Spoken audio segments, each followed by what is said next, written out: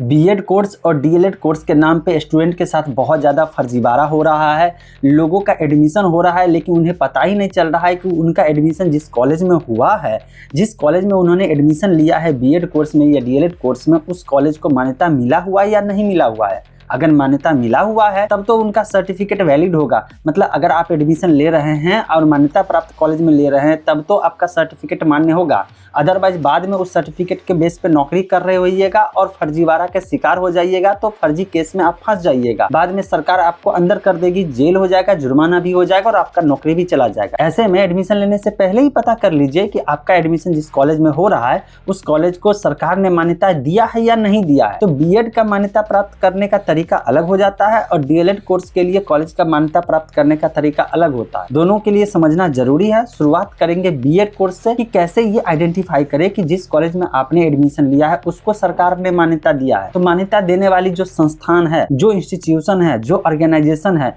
उससे पता करना होगा। तो ये कैसे पता करें? तो सबसे पहले ये टेक्निकल चीज समझ लीजिए ना कि आखिर बीएड कोर्स को मान्यता देता कौन है। कौन ऐसा इंस्टीट्यूशन या सरकारी ऑर्गेनाइजेशन है, संस्था है जिसके थ्रू बीएड कॉलेज का मान्यता मिलता है? वो होता है एनसीटीई के थ्रू। बीएड कॉलेज में जो एग्जाम होता है, जो कोर्स चल रहा है, ये सब दो इंस्टीट्यूशन, दो ऑर्गेनाइजेशन मिलकर के करते हैं। एनसीटीई ये जो आपको सर्टिफिकेट मिलता है इसकी वैलिडिटी देता है। मतलब वो कॉलेज को बीएड कोर्स चलाने का परमिशन एनसीटीई देता है और उस कॉलेज को एग्जाम कंडक्ट कराने के लिए एफिलिएटेड यूनिवर्सिटी देता है। यूनिवर्सिटी का मान्यता यूजीसी देता है। तो पहले तो ये पता कर लीजिए कि आप जिस कॉलेज में एडमिशन ले रहे हैं उस कॉलेज को एनसीटीई ने मान्यता दिया है या नहीं दिया है और वो किस यूनिवर्सिटी से बिलोंग कर रहा है। उस यूनिवर्सिटी के बारे में पहले चेक कर लीजिए यूजीसी पे जाकर के वो यूनिवर्सिटी का मान्यता है या नहीं। क्योंकि अभी रिसेंटली कुछ दिनों पहले आप देखे हुए न्यूज़पेपर में बहुत सारे फर्जी यूनिवर्सिटी भी चल रहा है। लोग उसमें एडमिशन ले रहे हैं, स्टूडेंट एडमिशन ले लिए, लाखों स्टूडेंट का भविष्य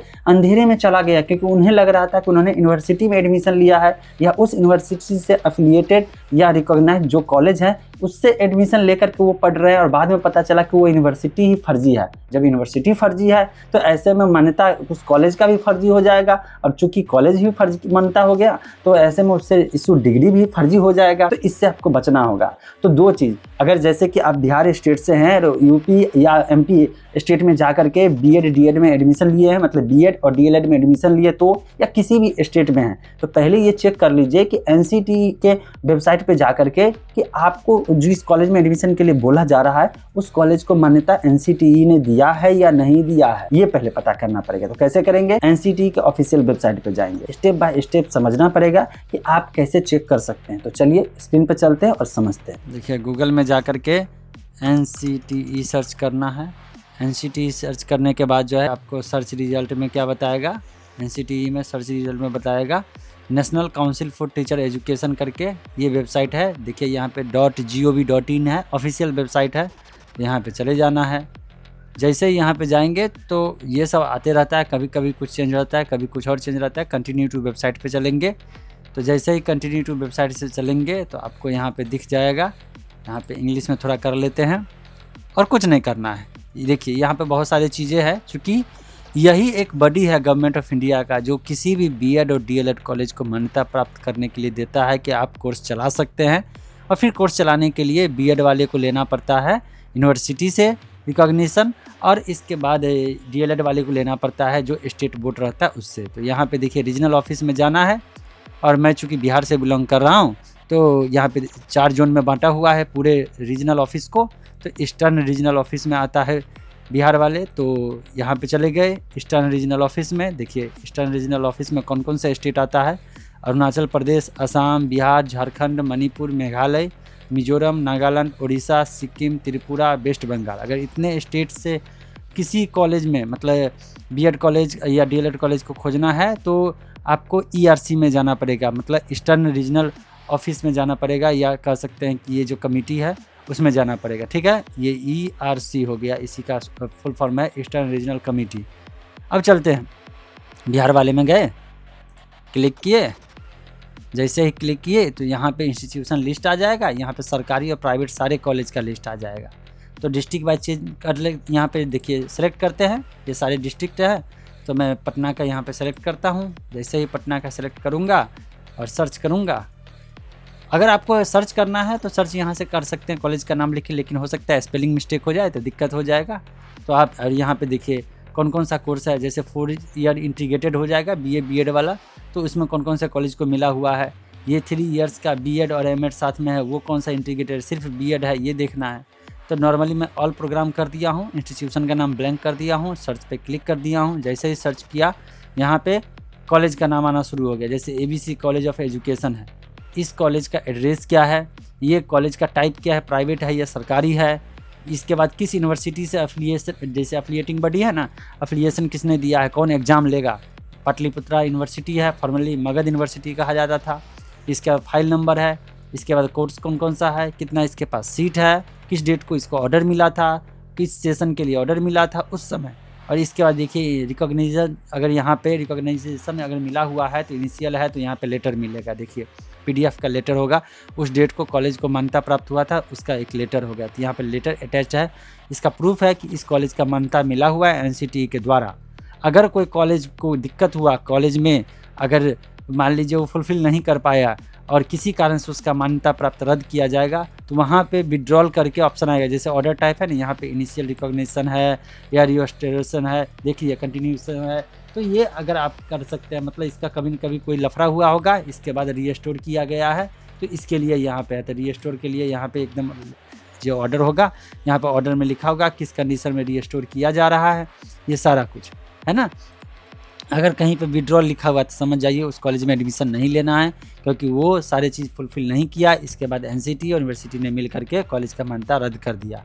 और अगर यहाँ पे इनिशियल रिकॉग्निशन, रिवाइज रिकॉग्निशन लिखा हुआ है तो इसमें कोई टेंशन लेने की बात नहीं है। हाँ, ये पता चलता है इस कॉलेज के पास कौन कौन सा कितना कितना सीट है, इसके लिए है ना। तो इस तरह से आप पता कर सकते हैं B.Ed और DLED दोनों के लिए। जैसे यहाँ पे ये कॉलेज है एक Al Fatima educational society B.Ed college, नाम B.Ed कॉलेज ही दिया हुआ है, लेकिन इसमें कोर्स DLED भी चल रहा है। हो सकता है B.Ed भी चला दे। इससे देखिए यहाँ पे ये B.Ed चला रहा है तो B.Ed के लिए यहाँ पे दिया है 100 सीट, 100 सीट 200 सीट टोटल इसके पास इधर है, और DLED में 100 सीट है। तो इस तरह से जो है, अब ABC कॉलेज है तो इसके पास B.Ed का है 100 और 150, मतलब कि 250 सीट इसके पास हो गया। तो इस तरह से आप चेक कर सकते हैं आप अपने स्टेट में जा कर के। और अगर दूसरे रीजनल ऑफिस में है, दूसरे स्टेट से हैं, तो जैसे कि गोवा हो गया, गुजरात हो गया, मध्य प्रदेश हो गया, महाराष्ट्र हो गया, राजस्थान हो गया, तो इसमें आपको जो है वेस्टर्न रीजनल कमेटी से जाना होगा। अगर आप नॉर्थ रीजन से देखना चाहते हैं तो इसमें आपको आ जाएगा चंडीगढ़, दिल्ली, हरियाणा, हिमाचल प्रदेश, जम्मू कश्मीर, लद्दाख, पंजाब, उत्तर प्रदेश, उत्तराखंड। यूपी से करना है तो यहाँ पे कौन सा जाना है रीजनल में, नॉर्थ रीजनल कमेटी में जाना है, मतलब NRC में जाना है।